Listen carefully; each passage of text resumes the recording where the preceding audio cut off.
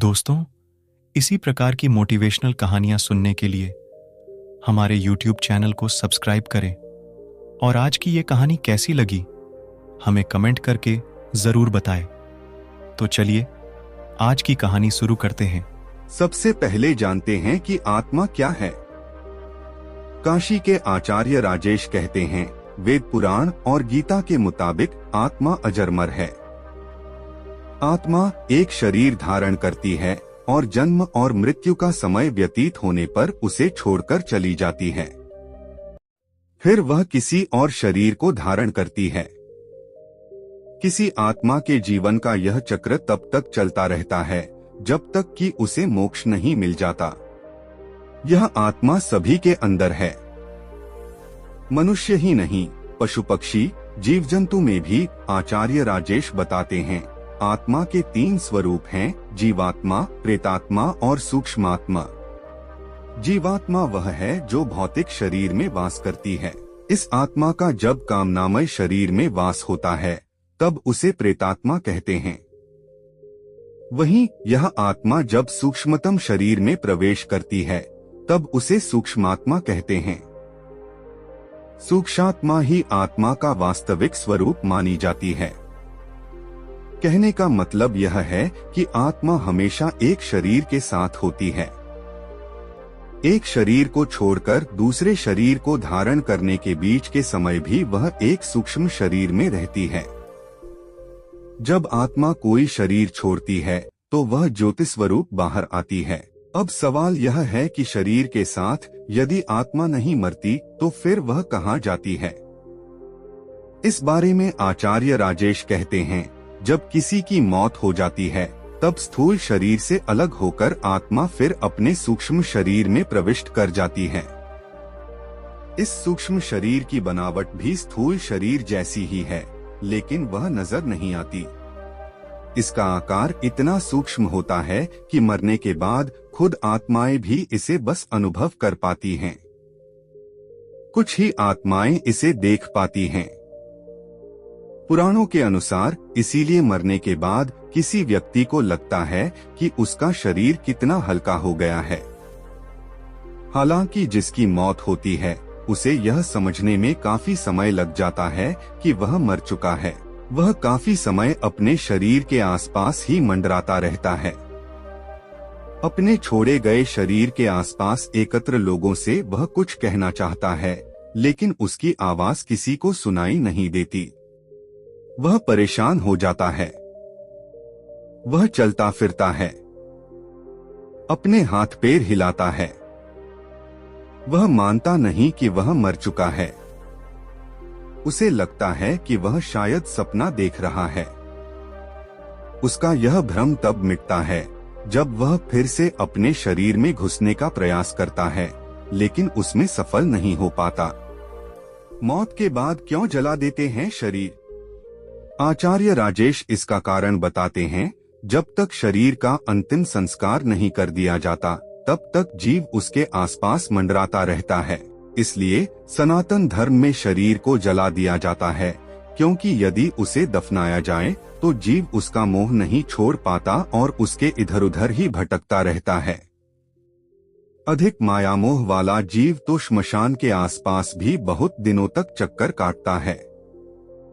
वहीं जिन जीवों को प्रियजनों से अधिक मोह होता है वे अपने प्रिय व्यक्तियों के निकट रहने का प्रयास करते हैं।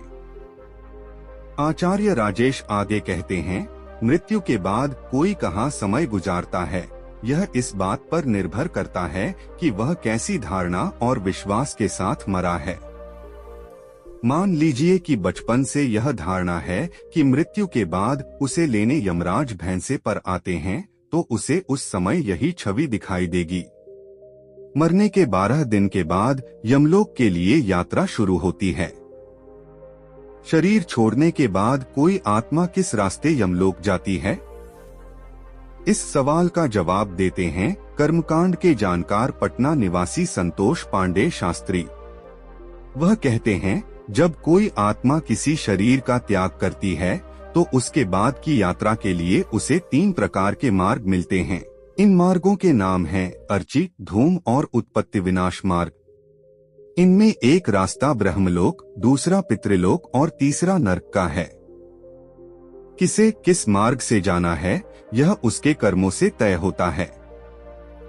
अर्ची मार्ग का सफर ब्रह्मलोक और देवलोक ले जाता है, वहीं धूम मार्ग पितृलोक की यात्रा पर ले जाता है, जबकि उत्पत्ति विनाश मार्ग नरक के लिए है। नरक कौन जाता है? संतोष पांडे शास्त्री के अनुसार यजुर्वेद में कहा गया है कि तपध्यान करने वाले लोग मृत्यु के बाद ब्रह्मलोक जाते हैं। सत्कर्म करने वाले आम लोग भी ब्रह्मलोक यानी स्वर्ग जाते हैं। यदि आप यह जानना चाहते हैं कि स्वर्ग जाने पर क्या होता है, तो वहां जाने का मतलब है देव बन जाना। वहीं बुरे कर्म करने वाले लोग मौत के बाद प्रेत्योनि में अनंत काल तक भटकते रहते हैं। बाद में कुछ फिर से धरती पर जन्म लेते हैं। हालांकि यह जरूरी नहीं कि वे फिर मनुष्य योनि में ही जन्म लें। पुनः धरती पर आने से पहले इस तरह के जीव पितृलोक में रहते हैं, वहीं उनका न्याय होता है। यमपुरी कब पहुंचती है आत्मा?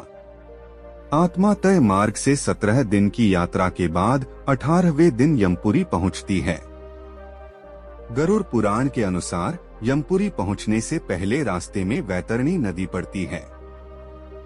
यह नदी विष्ठा और रक्त से भरी हुई है।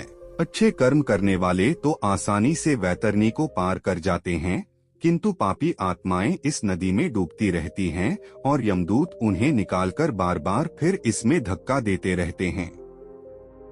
इसलिए किसी हिंदू की मौत जब करीब होती है तो उससे गोदान आदि कराया जाता है।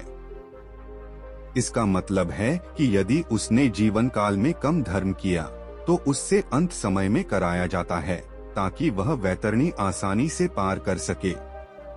यमपुरी में आत्मा पुष्पोदका नामक एक और नदी के पास पहुंचती है, लेकिन यह वैतरणी की तरह नहीं।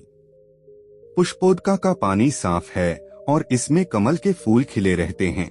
इस नदी के किनारे एक छायादार बड़ का वृक्ष है, जहां आत्मा थोड़ी देर विश्राम करती है। यहीं पर उसे उसके पुत्रों या परिजनों द्वारा किए गए पिंडदान और तर्पण का भोजन मिलता है और इससे उसमें फिर से ऊर्जा का संचार होता है। किस दिशा में है स्वर्ग का द्वार? संतोष पांडे शास्त्री के अनुसार यमलोक पहुंचने के बाद भी वहां किस द्वार से प्रवेश करना है, यह इस पर निर्भर करता है कि आत्मा ने जिस शरीर को धारण किया था उसके द्वारा कैसे कर्म किए गए। यमलोक के 4 द्वार हैं। इनमें दक्षिण के द्वार से पापियों का प्रवेश होता है। इस द्वार से प्रवेश करने के बाद 100 वर्षों तक कष्ट झेलना होता है। पश्चिम के द्वार से उनका प्रवेश होता है जिन्होंने दान पुण्य किया हो, धर्म की रक्षा की हो या तीर्थों में प्राण त्यागे हों।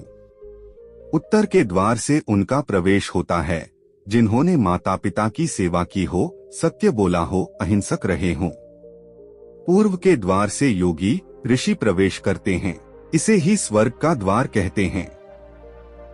इस द्वार में प्रवेश करते ही गंधर्व, देव, अप्सराएं स्वागत करते हैं।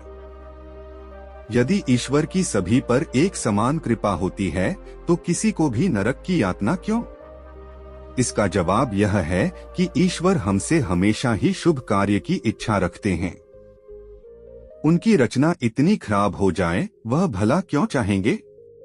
इस व्यवस्था को ही नियंत्रित करने के लिए यमराज की भूमिका है। जब कोई गलत कार्य करता है तो उसे भयानक कष्टों के जरिए शुद्ध करना ही यमलोक का मुख्य कार्य है। ऐसी ही आत्माएं नरक जाती हैं, जहां उन्हें तरह तरह की यातनाएं झेलनी होती हैं। ऐसी आत्माएं बार बार शरीर धारण करती हैं और दुख सहती हैं। इसे ही 84 लाख योनियों में भटकना कहते हैं। आत्मा जितनी बार शरीर धारण करती है वह योनि कहलाती है। ऐसी 84 लाख योनियां हैं। इनमें कीट पतंगे, पशु पक्षी, वृक्ष और मानव सभी शामिल हैं। इनमें पेड़ पौधे की 30 लाख, कीड़े मकोड़े की 27 लाख, पक्षियों की 14 लाख, पानी के जीव जंतुओं की 9 लाख, देवता, मनुष्य, पशु की 4 लाख योनियां हैं। मोक्ष होने पर ही इससे मुक्ति मिलती है। पुनर्जन्म क्यों? संतोष पांडे के अनुसार इस जन्म में हम पिछले जन्म से प्रेरित होते हैं, जबकि इस जन्म के कर्म के अनुसार हमारा अगला जन्म और कुछ हद तक कर्म भी निर्धारित होता है। कर्म और पुनर्जन्म दोनों एक दूसरे से जुड़े हुए हैं। कर्मों के फल को भोगने के लिए पुनर्जन्म होता है और पुनर्जन्म के कारण फिर नए कर्म संग्रहित होते हैं। इसे यूं समझिए कि मनुष्य अपने जन्मों के कर्मों के फल का भोग करता है, जिससे वह उनसे मुक्त हो जाता है।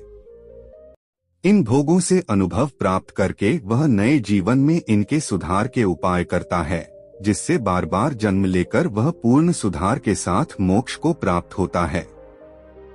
इसलिए हमें हर स्थिति में अच्छे कर्म ही करने चाहिए।